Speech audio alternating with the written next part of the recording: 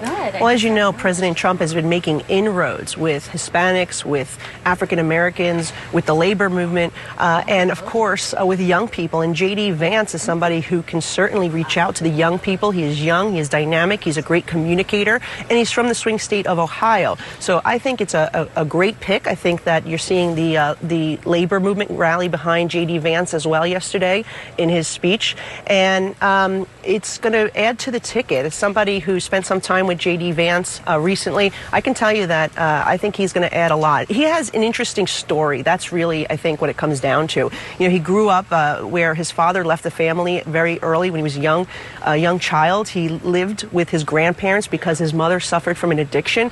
It's a story that so many Americans across this country sadly relate to. And I think he is somebody who will inspire people across this country, particularly young Americans who are looking for opportunity, who are looking to be able to afford to put gas in their car, pay their credit card debt. Right now, you know, all the issues that we're facing, from our border being open to the lack of security in America's cities, to the inflation that is crushing Americans being unable to purchase their first home if they are a young family or pay their credit card debt. This is what Republicans will do. They'll push back on that, and they will restore this economy and, of course, give Americans more opportunity, as President Trump did when he was in office. President Biden yesterday calling Vance a clone of Trump in terms of rhetoric, in terms of policy. How does this help broaden the Republican Party's appeal if the two of them are the clone of one another?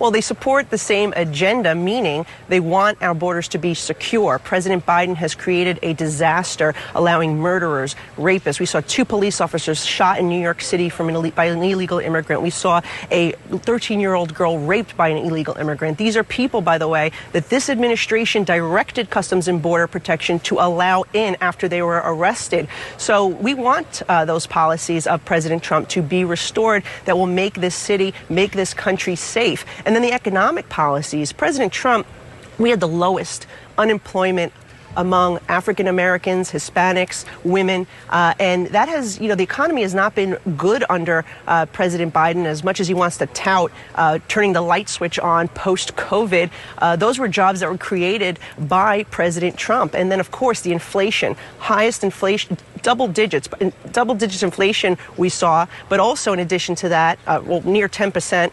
In addition to that, highest interest rates in decades. And so, again, President Trump is the one who knows how to get this economy back on track, as he did during his first term. And I think that's the stark contrast between President Biden and President Trump. And, of course, the peace through strength, right? We didn't have the wars that we're seeing now under President Trump. Sadly, the weakness on the world stage, the foreign policy that does not make any sense, has led us to where we are with our allies at war. I want to talk to you about what happened on Saturday night, and I want to show you what J.D. Vance tweeted right after the assassination attempt on President Trump, or former President Trump, basically blaming the Biden campaign and the rhetoric for the attempted assassination, saying that the central premise of the Biden campaign is that President Donald Trump is an authoritarian fascist. We've talked a lot about trying to bring down the temperature of the rhetoric in this country. How does language like that help anything that's going on right now? Well, we do need to bring down the temperature, but we also can't turn a blind eye to what has happened. Over the last 9 years, they have done everything they can, the opposition, to vilify President Trump. They tried to destroy this man professionally, personally, financially, from the sham impeachments to the indictments and the persecution of this president, trying to remove him off the ballot, calling him a threat to democracy, the biggest threat to democracy, comparing him to Adolf Hitler, trying to jail him. That is all created a sentiment from certain people who are the deranged. vice presidential candidate also referred referred to him as that years ago. That is well documented. So that is true, and I'm glad. I know that, and unfortunately, those types of statements were irresponsible, and I'm glad at least he apologized for that. Now he said that he was believing too much of what the left-wing media were saying about President Trump. That simply was not true, and you're seeing more and more people come out saying the same thing.